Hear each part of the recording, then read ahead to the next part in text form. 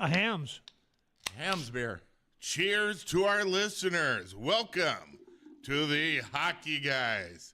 We have Crazy Eddie, Coach Wills, Doc Phil in Montana, and this is looking to try to find a nickname for my crazy buddies up here, but the wise one, Jeff Bradall.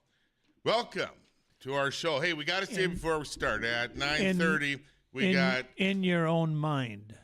At 9:30, we got Coach, Commissioner, Hall of Famer, the world's best salmon fisherman from Fairbanks, Alaska, Don Lucia, coming on with us. So, if anybody has any phone calls, want to visit with Coach Lucia, legendary Minnesota Gophers coach, and a great person, give us a call at the radio station number 701-293-9000. Hey, yeah. Hey, listen, before we get going on the hey, Eddie, we need to thank some people. Valley Imports, our presenting sponsor. The Hockey Guys are brought to you by Valley Imports and Valley Pre-Owned, your best price leader in the region. Find your next vehicle at valleyimports.com. So thank you, Valley Imports. Well, listen, we're going to rattle off some very important and interesting scores last night. But first, UND had last weekend off, and Bradbury talked about the preparation of the North Dakota hockey team for the second half of the season. And let's hear a little bit from Coach Bradbury.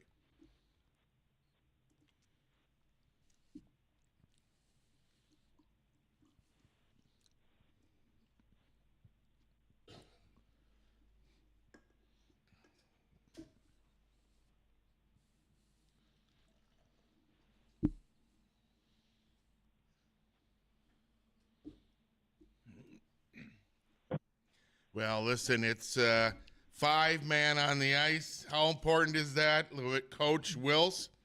Eddie, when you're on the road, do you want to be sitting in the sin bin, especially on an Olympic sheet ice? You know, there's a lot of factors involved. And I remember way back when where, I remember Dean Blaze talked about it. You know, you're playing somebody that's got a powerful power play. You need to stay out of the box. You need to be disciplined. You need to stay out of the box. You need to be disciplined. If you got a great power play, you want that advantage, you know. So especially teams are pivotal, you know. So, but 5-on-5, the majority of times 5-on-5, that's when you got to get the job done. And are the lines matching up well? What's going on there? That chemistry. But, 5-on-5 is a pivotal, and obviously especially teams. Back. That was not the answer I was looking for. Eddie, let's see if you get Crazy Eddie. Well, I'm going to suggest to you that if you start talking about all the factors you just did, your players are thinking. If they're thinking they're slow, if they're slow, they're getting penalties. I don't care what size ice it is. I care about what's your effort you bring. You have to bring the same effort if you're on a 80 by 200 or if you're on a 100 by 210. What's the difference? You're getting closer to what I'm thinking. What's the difference? That's why I'm the wise one here. If you want to watch a tape, I'm going to throw this. Maybe it's time that somebody watches Western Michigan play the game of hockey in an opposing rink at 6,000 feet and comes out with a spanking 4-1 win over Colorado College. Do you think Furschweiler's talking about factors, or is he telling his guys, let's go win? Well, hey, is the Olympic sheet ice, how many teams out there still have them? Just St. Cloud? That's a good question if our listeners know. But UND would be practicing on the other side all week long, right? You guys played there. Now, listen, you guys can critique my answer. But listen, North Dakota's on the road. Right? Big competitor, St. Cloud, have always had terrific games with the Huskies, right? And you're on the road. You got the lead going into the third period. What do you not want to do? You do not want to wake the crowd. You do not want to inspire your opponent, right? You just want to play a road game, finish off the game hard and competitive. And Coach Bradbury talked about this after the game on what North Dakota needs to do to win tonight in St. Cloud.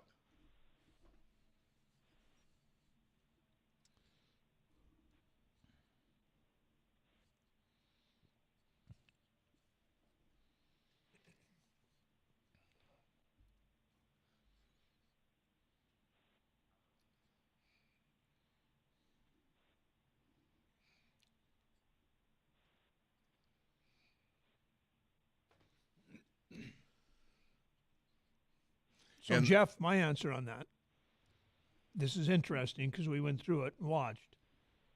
If you have what you want to have happen in a game for 2 periods, would you ever walk in the locker room as a coach and try to start coaching the game after 2 periods of great play? Would you ever go in and say, don't take penalties and keep your feet moving, because what's going to be the outcome, Wills?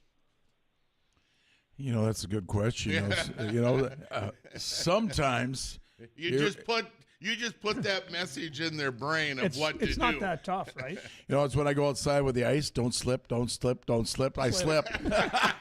You know what I mean? Well, So you got to be great careful analogy. on that. Yeah? What do you think, Doc Phil? Well, you just talked perfectly about Stacy's circle. And you guys, especially when you're doing the slipping on the ice, you're thinking don't slip, don't slip. It's in your circle, you're going to do it. That's just how it works, and that's how injuries sometimes happen as well. A lot of times I do feel, and I'm not picking on any particular coach in particular, coaches overcoach. You got to just let the guys go. Just got to let them play. You practiced all week. They know what they need to do. But if you sit there and you're hammering on them and you're yelling at them, you're trying to do this and trying to do that, you got to let them go. And North Dakota needs to figure out how to finish off a game. That was pretty evident, last night. And you got them down. You got to put your foot on your neck, and you can't let them up. You've got to keep doing what you were doing, what was working for you, and the kids just have to understand that. They're in a position where they've got to win every game here on the way out, or they're going to be outside looking in. So I think they've got the talent. I think they got the kids. They just need to group, get rid of the distraction, play the hockey that they're capable of playing, and they've got the talent. They can do this. Let it rip. Those are good points. Another thought I had is we're going on assumptions too. Coach Barry might have stayed out of that locker room. You don't even know. And then I think of, when did the locker room take charge in the sense of senior leadership captains? I always said this: a good captain's better than an assistant coach. He's taking charge and going, guys, let's go.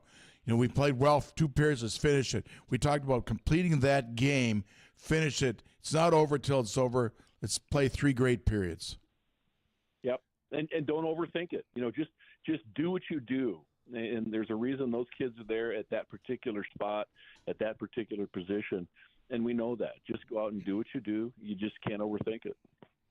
Well, Eddie, I take a look at the teams that are floating around North Dakota in the pairwise rankings. And last night, Dr. Phil's University of Michigan, the Big M, goes down to a loss to Penn State, 5-4. And then number 17, Wisconsin, loses to number 5, Minnesota, 2-5. So you take a look at the teams surrounding North Dakota in the pairwise, and then Michigan State, great program all season long, knocking off Ohio State, number 11. So that's all good news for North Dakota. And listen, we'll be talking a little bit more here in the second period coming up about our scores. But, Eddie, we need to thank some people. Yeah, this period intermission is sponsored by Ham's Beer. Ham's is still brewed in that true family tradition, using the purest water and the choicest barley, grain, and hops. So cheers to Ham's Beer. Cheers.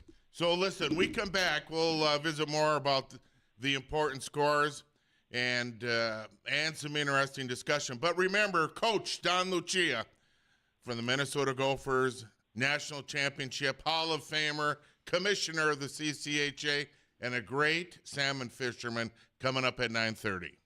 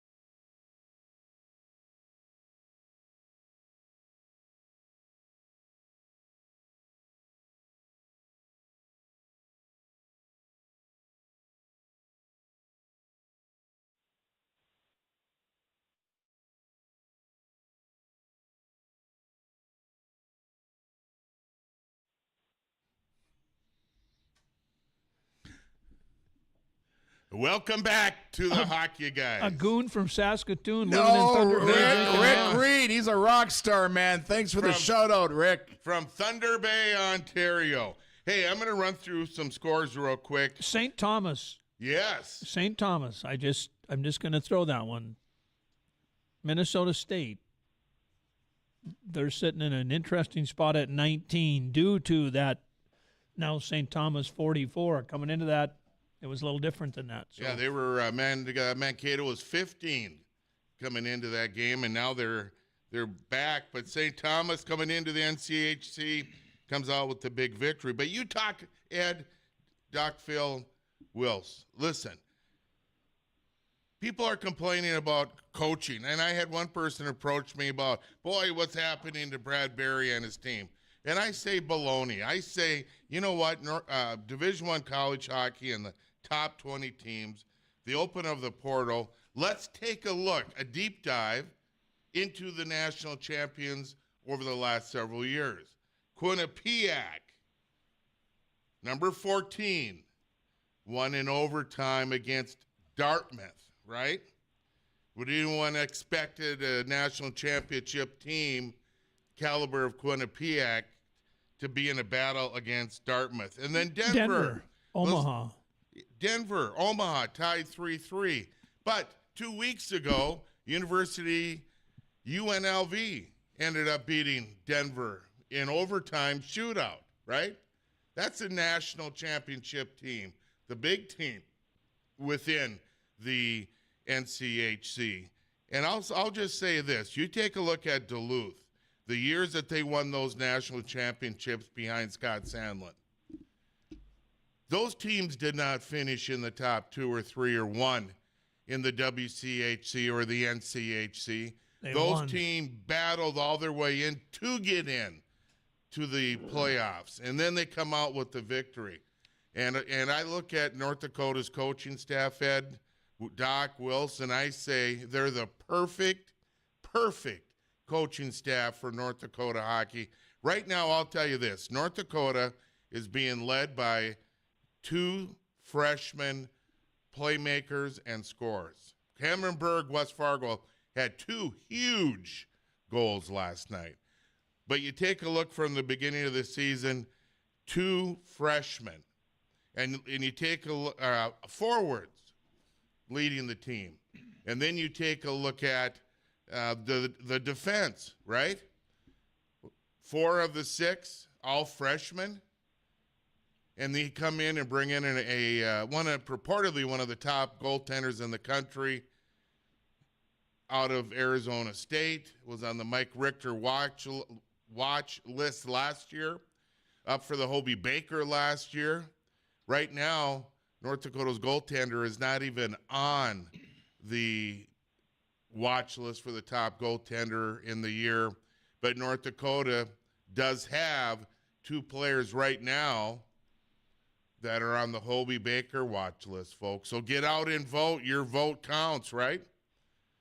So don't sleep on it. So that's my view, is every game's a battle. And if you're going to win and win repeatedly in Division I college hockey, you have to have leaders, and those leaders got to be juniors and seniors, and they got to be leading the locker room, off ice. They got to be leading and making examples on ice. And they got to get the respect of the players. And that's tough to come by when you're a freshman. And I look at this and say, oh boy, North Dakota, they got some small players. I say baloney, right? Ryan Duncan won the Hobie Baker Award at 5'8" and 140. The difference between him and some of the other players out there, it's not the size, it's not the weight, it's the dimensions of his heart, right? And his desire, his want, and nobody is ever going to beat Ryan Duncan on that, and end up having a nice 20-year career over in Europe playing. So I'm off my soapbox right now. North Dakota's got a damn good team. Can they win the national championship? Sure they can. Can the Gophers? Absolutely. Can Quinnipiac at number 14? Yes. And you take a look at Mankato. Can they win? Absolutely. We've seen them battle North Dakota at the start of the season. A lot of parity, but I'll go back to it, boys. There's not parity in the will and the want. I'm off my soapbox. Go ahead. If any program wants to understand what North Dakota's going through, explain why Western Michigan with the same setup isn't. But, I'm going to add a different piece to it. Teams that have, they come out of the chutes hard. And I've been there before. I've been, 10-0, and all of a sudden I'm 10-25 or 10-15 by the end of the season. Can you peak too early? Well, you got three coaches here, Eddie, me, and Doc Phil, and I don't know why you didn't sit us down over a Hams beer and say, boys, I'm losing all these games. How can I win? But sometimes it's a Rubik's Cube. They're having these discussions trying to figure out what they need to do differently. What are they doing wrong? You talk about puck luck, bounce. Some things happen. I look at the scores, like Denver, after the World Juniors, all of a sudden they've cooled off. They came out of the chutes pretty strong. They cooled off. What's the reason they cooled off? Why are teams getting stronger, better as the season progresses? I look at one of the scores, grab Minnesota, Wisconsin. Wisconsin's been up and down. Gophers are good. Snugger with 3 seasons now, 20 points, 20 goals. That's pretty impressive. He's a dude.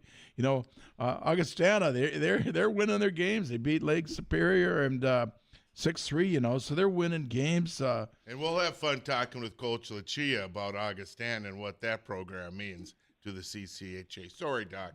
Or Wills for interrupting what I'm saying is if you knew, you'd know. Like I used to laugh at people would come out to me and go, Wills, you got to tell your players to shoot more. I go, let me write that down. Doggone it, I never knew that. Let me write that down. Of course they got it. You think we don't talk about it in the locker room? If they knew what they needed to work on, they would do it. And you know what? And sometimes it is what it is. Team chemistry, staying healthy. And all of a sudden, I tell people, you won't remember what happened yesterday, but you will remember what's happening today and hopefully in the future. So Crazy Eddie, what do you got writing down there? You're putting your Kubik's room down. Thank you. No, I'm sitting over here and listening to you guys chat, right? How does Bump not end up at Minnesota or at North Dakota? And he ends up leaving Maine, and he ends up at Western, 28 points, sophomore, leading a team that will probably have the best shot based on if you watch Western Michigan play.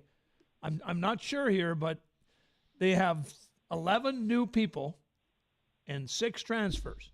17 of their guys on the ice have never seen each other and watch them play. Alex is Alex Bump, right? Alex Bump. I mean, he was like a man playing against boys. When I watch him play, he's going to be a heck of a player. Doc Phil. Prior Lake. Prior Lake, yeah. Wow. Yeah. Doc Phil, did you get a chance to work with Alex Bump in the program, or is he one of the GDIs, which is the independents? I did not get a chance to work with him, but I did watch the Western game last night. And Western, if you just watch them, they will stay in their system. And they're very disciplined for doing that. They take minimal penalties. I mean, they've got, I think, the best power play in the country right now. They're cruising along at about 50% on their power play, which tells you, okay, they are following the system that Coach Pat's got outlined for them. And I go back to this. I go back to this every time. Let the kids play. If you watch him behind the bench, he doesn't do a lot of rah-rah. He doesn't do a lot of this stuff. He knows what his kids can do. His whole thing, and I've talked to him about this several times, my whole point is that, and what my job is, I need to get those guys out in the right positions at the right time, and that's all he's focusing on. He's trying to play situational hockey, which a lot of these guys, I'm sure they do, but he's trying to put his players in the best position so that the team will win. And I think there's not enough emphasis of that. And, there's so much of this, we got to yell at them, we got to do this, we got to do that. No, you got to let them play. Those kids, just let them play. They know what they've got to do. They know what the talent is. And the whole purpose of the coach is putting them in the position that they can maximize their ability to help the team, and that's where it is. And I think North Dakota will do that. I mean, all the good teams will do that, eventually. But there's so many factors at this point. Look, we've got 8 or 9 games left in the season before the playoffs. I mean, now the push is on. You've got injuries that are starting to pop up. You've got guys that are sore all the time.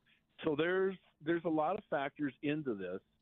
And I wish I had a one sentence answer, but I don't. So I think the bottom line we need to turn the power on. So if you need the power turned on, maybe you need to give a shout out to Citywide Electric. So our intermission sponsor, experience you can trust for design, repair, and installation of any home or business electrical project. That's citywide-electric-nd.com. So go hit the switch on the wall because it's that time of the season. And we'll be back with Coach Don Lucia, Commissioner, Hall of Famer.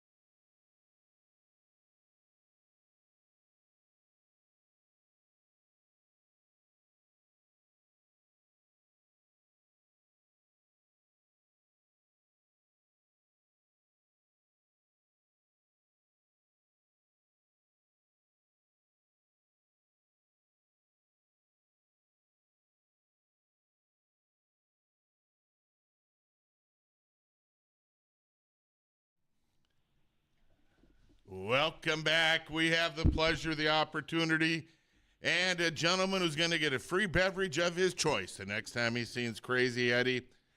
So, and it doesn't matter the size or whatever it is, Coach Don Lucia. But thank you for joining us this morning from your home base in Alaska.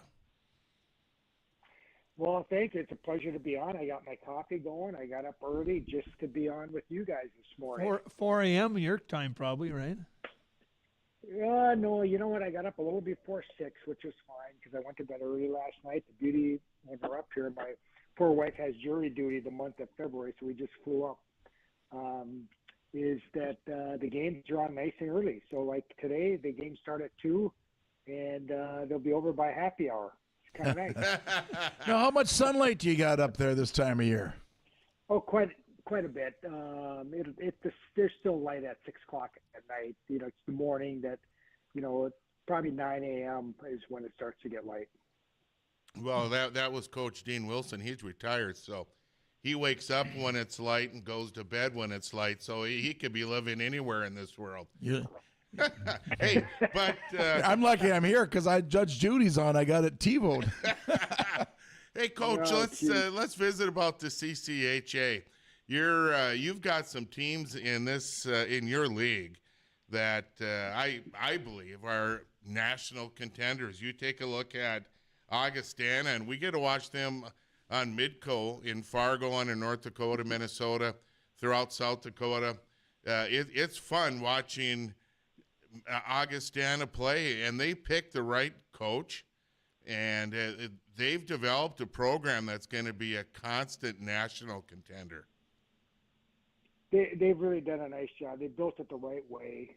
I give them a lot of credit. You know, when they reached out to me and the CCHA to, you know, see if they could be a part of our league, and when I went down to see their commitment level, met with their president, their athletic director, some of their main boosters when they were committed to building their new facility. They went out and hired an outstanding young coach in Garrett O'Boyne from kind of your neck of the woods up in Detroit Lakes. Longtime assistant with Bob at St. Cloud in University of Minnesota, and I know Bob just raved about him. What a great job he and his staff and the institution have done in such a short time, in 2 years, of building the program. And actually, as of last night's game, they're in first place. They have a very good non-conference record, and you know, I think they've swept the games against the NCHC, including North Dakota in an exhibition, and then swept Colorado College and Omaha during the course of the year as well. So they've not only done it within the league, they've done it outside of the league as well. You know, we have great respect for Mike Hastings, Coach Hastings. He's a phenomenal coach, and Wisconsin picked up a good one. But I was sitting back thinking, well, maybe there'll be a little down years while Minnesota State rebuilds their program. But right now, if the season ended, they're in the playoffs in the pairwise. That team has not dipped one bit. Well, you know, they had a little bit of a last year because of Mike leaving, and then they took 3 or 4 of Minnesota State's best players with them to Wisconsin, and with the portal, you can do those things now. That's an old Canadian trick, Coach. That's a Canadian trick. Yeah. And Luke has done a very good job of rebuilding it. They're fighting for the CCHA championship and the home ice throughout the playoffs, and they're drawing 5,000 people a game. They've done a very nice job. They've had a nice non-conference splitting with North Dakota, splitting at Michigan during the course of the year. They've played a very good schedule too. So, you know, as we sit right now, I think Augustana and Minnesota State will be the 2 fighting it out for our league championship and fighting to get in the NCAA tournament as well. This is Wilson here again. I wanted your thoughts on this Open Junior stuff in Canada. Good, bad, going to benefit? How do you feel it's all going to play out? Well, you could see it coming. I mean, even going back to last spring at our convention, and nothing had been settled yet. But I mean, just common sense. When you've got football players and basketball players making hundreds of thousands of dollars to play college sports. And then all the sports, but I believe it was hockey and skiing, allowed players to play against professionals and still retain their amateur status, as long as they didn't sign a professional contract. It just, with what was happening in the lawsuits with the NCAA, it just seemed inevitable that it was going to be opened up. And then all it took was the one lawsuit over the summer into early fall, and the NCAA waved the white flag and said, we're not going to be able to win this in court. So those kids are eligible. And I think in the long run, I think it's a good thing. As I sit back and evaluate it, who are we to tell a 16-year-old kid where he should play, whether it's high school hockey, midget hockey, junior hockey, BCHL. That's up to the kid and the parents to make those decisions. And what it's going to do is it's going to open up a bigger talent pool. I think the pathway to the NHL will go through junior hockey, then college, then pro. So I think you're going to see a lot of talented players, whether they be Canadian or American, and then we lose sight of the fact that this impacts European players as well, because we had situations where a kid was playing on his junior team, and then the elite league would have some injuries, and they'd call up a player from their junior team just to play 6 or 7 games without getting paid, and those kids were being deemed ineligible too. Now those kids will be eligible, which is great for those European players that want to come over to the U.S. as well. So I think in a couple of years this is going to be the new norm. I think we're going to see some high-end kids, show up in college campus, because I can't imagine where a kid is going to want to play 3 or 4 years of CHL or any junior hockey when they have an opportunity, whether it's after their senior in high school or 1 year post high school, to move on to college. I think you'll see them do that. Maybe other than that top draft choice that can, sign and move on, but those are few and far between. So I just think it's going to be a real boost to college hockey and the pathway to the NHL, and a boost for a number of teams across college hockey. I appreciate your insight. That was great. Thank you. Coach Eddie here. Hey, Don. I think it's kind of interesting, because when you take a look, what you just said is that it all comes down to ice time and fit. And if you feel like you're not getting the ice time and you don't fit, it gives you options. Ultimately, in the end, I think the same player comes out. So I don't know if there'll be any surprises, but I think the ability for as you mentioned, the parents and the players to go where they feel comfortable. I guess the off take on that is that I'm watching. We came through a program where you were committed, and then life went on. But if the coach tells a player you're going to play and then doesn't play, the coach is in hot water. So now I think the coaches have a real different look at the honesty of coaching may have just been exposed. But I don't know if you can put that in a box or not. Well, with you're dealing with a transfer portal, correct? That's what you're talking about. And Correct. With the whole portal, I think what's happened is in college athletics, in not so much in hockey, but especially football and basketball, some of these sports where coaches were making millions and millions of dollars, and players were getting nothing. And so that's where it didn't sit right with the average fan. Coaches could leave their contract, ADs could leave their contract, go anywhere else. The players couldn't. So in the court of public opinion, I think momentum's switched to the more player-friendly. I would personally like to see one transfer and that's it, but that's not the reality. It's unlimited transfers. It's good and bad. If you find yourself as a player not in a good situation, you have the ability to go someplace else and play, which all kids want to play.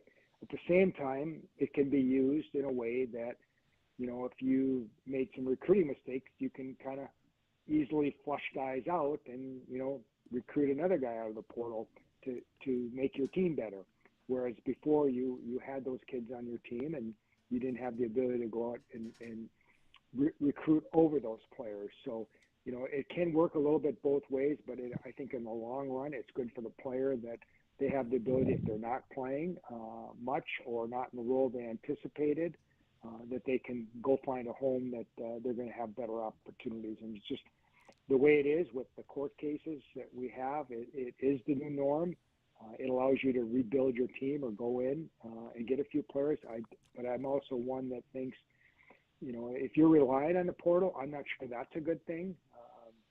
I think you want to recruit your players. I think you want to develop your players. And then if kid signs over the summer and he's a key defenseman and you want to go plug that hole, or he's going to leave in the spring, that, maybe you can go find that veteran. But, I think in the long run, you're probably better off as a program just finding that one or two guys that'll fit versus, bringing in 4 or 5 guys every year.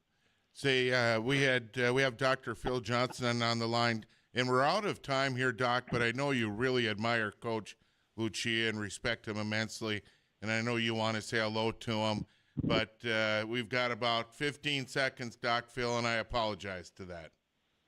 Don, it's great hearing your voice. I was going to ask you about the NIL. Is that going to go the way that it did with football, and are we in for a real rocky road? It kind of seems that way. I don't think so. Yeah, I don't think so, Doc. I just think all the money's going to be going to football and basketball, and there'll be just a little bit in hockey. So there is a concern with some of the Big Ten schools. They'll have a few extra scholarships, but I'm not sure how much it's going to impact college hockey. Well, listen, Coach Don Lucia, thank you very much for your efforts to be on our show this morning. We greatly appreciate it, and we admire you immensely. Thank you. Thank you.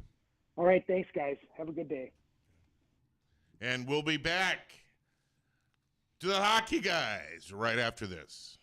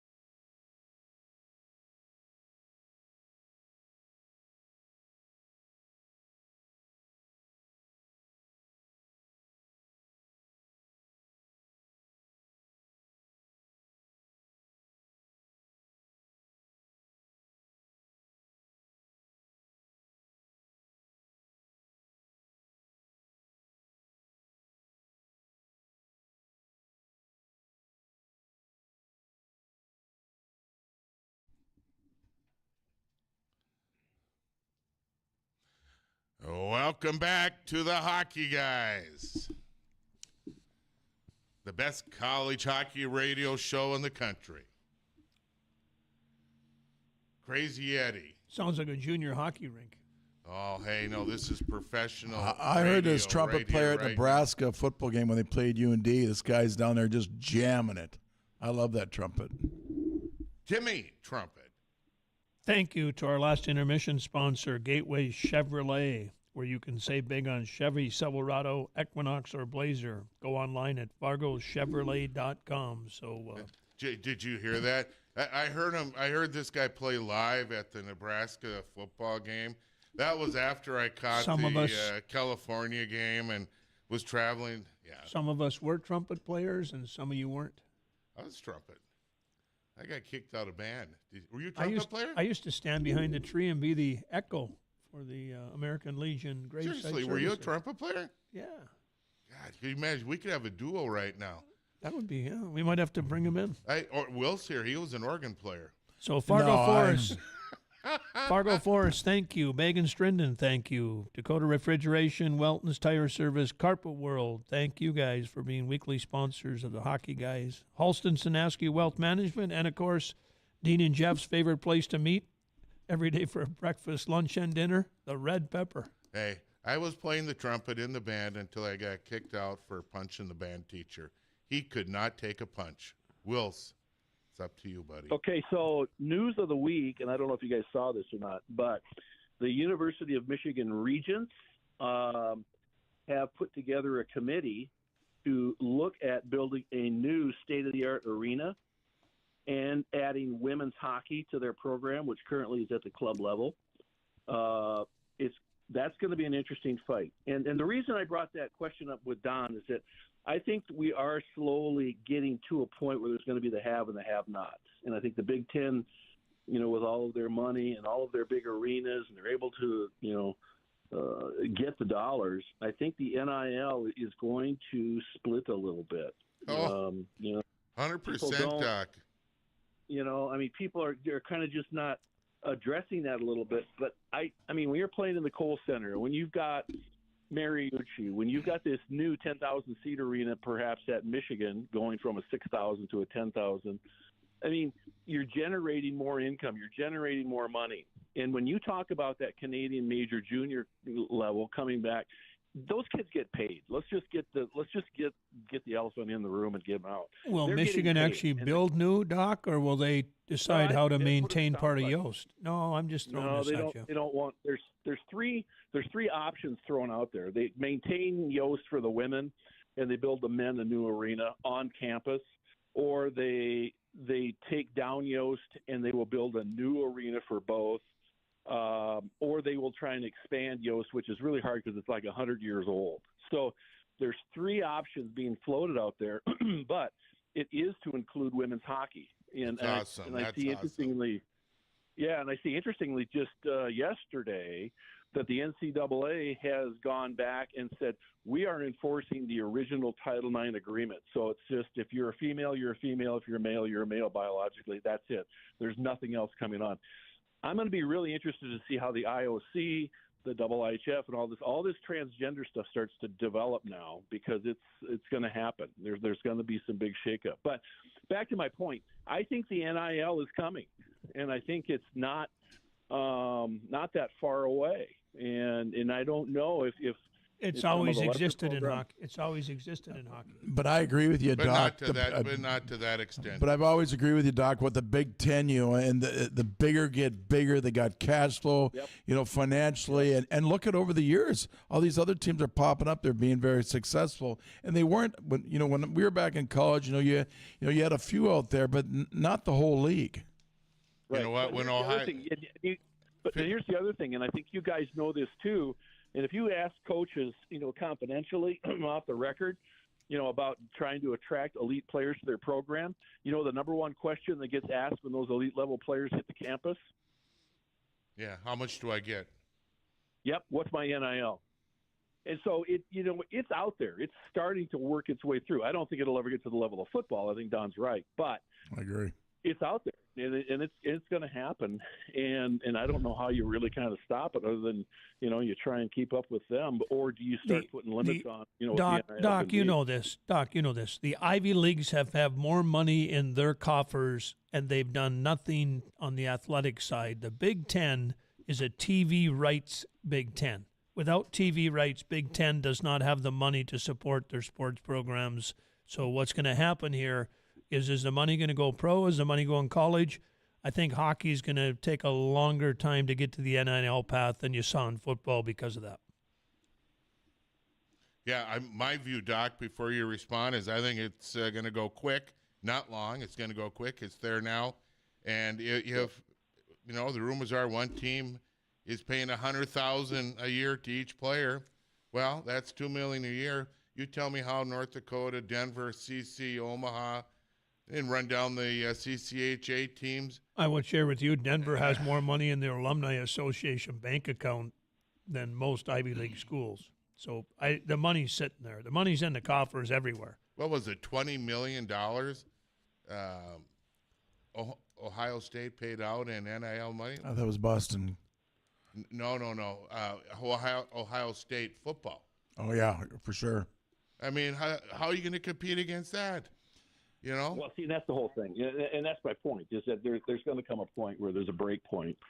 You've got the haves and the have-nots, and are you able to attract that elite-level player, which we all know they are few and far between. And all it took was a used car at one point for NIL, under the radar, And now look at it. A free grinder. A free grinder. Grinder gift card. Hey, just for a little humor, I wanted to reach out. I had somebody that sent. Did anybody happen to catch that the genius of sportscasting came out when during the North Dakota St. Cloud State game, North Dakota was on the power play in overtime, and which would be the situation that it was. But the announcer was astute enough to state that power play would not carry over into the shootout.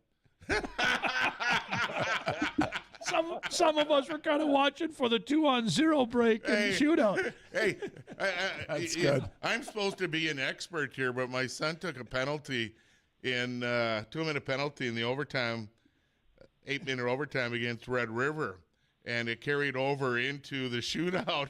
And I was thinking to myself, God, I wonder if my son has to sit in the penalty box for the shootout. I didn't know. They make him sit there rather than with his buddies, or what? You're ashamed. You go to the penalty box. You're ashamed by yourself. And then you get 3. So very astute broadcasting last night during that. Quick shout out to Gophers women. They've won 10 of their last 11 games, ranked 3rd in the nation. Yeah, this Natalie, Milinkova, hat-trick. Great player, one of the top players in the nation. So I got to do a little baby shout out for women's athletics and women's college hockey. And Minnesota won a game within the Big Ten. So the Big Ten is structured maybe 5 teams in the pairwise. We have to put a wrap on this week's Hockey Guys. See you next week.